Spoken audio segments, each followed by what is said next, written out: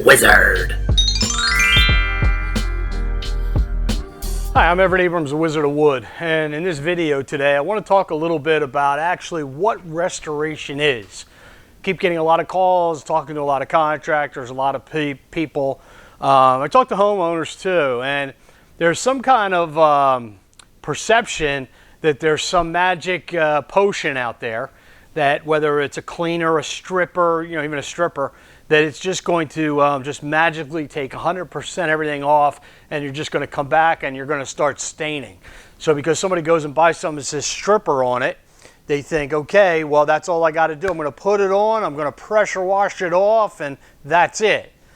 I mean, truth be told, when you really get into this stuff, there's different strippers nowadays you need for all the different types of coatings. It's not just one stripper. If you think one type of stripper or one chemical like sodium hydroxide is going to take off all the different coatings out there, you're already behind the 8 ball. You're 20 years in the past. You've probably seen videos I've done about this in the past. But I want to emphasize today about actually what restoration is. Restoration is a combined effort of many different avenues to restore the wood to a like new condition. It's not always going to be magic and there's just going to magically 100% come off with a stripper. That is like the unicorn of the industry. If that happens, ooh, because most of the time if it all comes off, you probably use too much pressure. If you're using the pressure washer to remove the coating, you're probably doing it wrong. The pressure washer should only be rinsing off what's already been restored, what's come off, what has delaminated from the wood or come out of the wood, and then that's it. It's just a light rinse. You should be able to do it with a garden hose, believe it or not. Which leads me to the first step, whether we're doing cleaning or restoration, stripping, whatever is, we want to be able to spray it on, and not only that, the industry's so crazy anymore, everybody wants this easy sprayer where you just go whoosh, and everything's done in 5 minutes and it's sprayed on.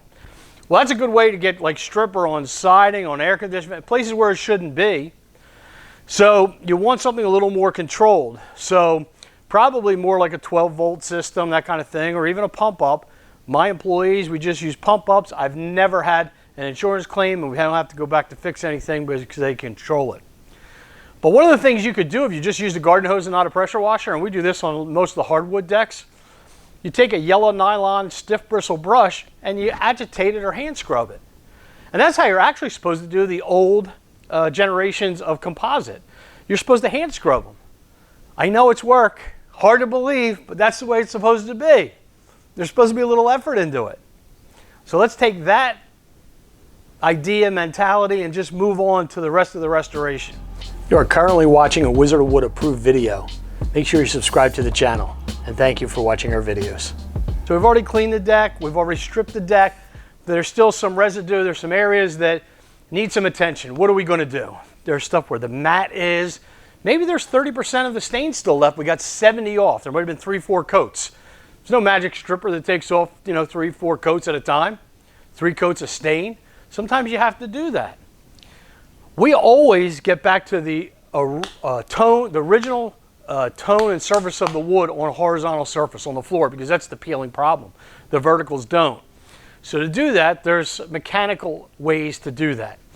The first thing is a sander, and you can see we have our floor sander here. What most people don't realize, and I talk to them all the time, is they didn't realize that they make it with 20 grit. 20 grit is very, very, very rough. Okay, so 20 grit, and then you can come back over it with your 80 or 100 grit. I really don't recommend much over 100 grit because we don't want to smooth it out. Irregardless, once we sand it, we usually let it sit for 3 to 5 days to weather the wood open back up, and then we go ahead and stain.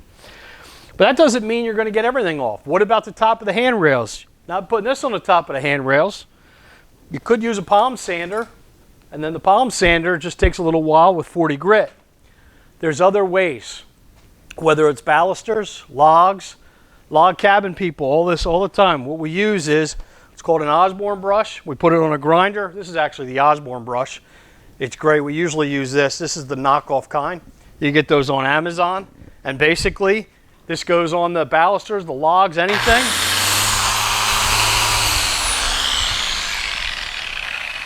That actually comes in 80 and 120 grit. It comes in 4-inch and 6-inch. So it'll do 4-inch siding, 6-inch logs. It can do your balusters. If you have a variable speed, you can cut it down a little bit lower. So there's a great way to do that. Now, it's not the only thing that's mechanical.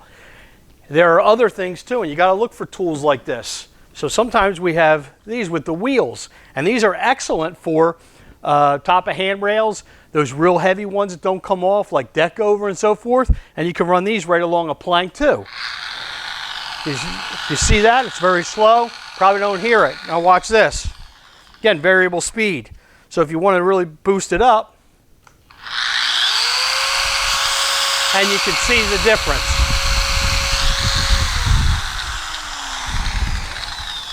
If you couldn't hear me, I said you can see the difference. And these come in 120, 220, and 40 grit. So they come in different grits, so you can change the wheels depending on what kind of coating you're trying to take off. Sometimes you need to do this. Sometimes you need to restore a deck, to restore wood. You're going to have to use something mechanical. You'll use a combination. You'll strip off 60, 70%. People say, well, why don't I just sand it to begin with? Well, okay, that's great. Go ahead and sand it. Have at it.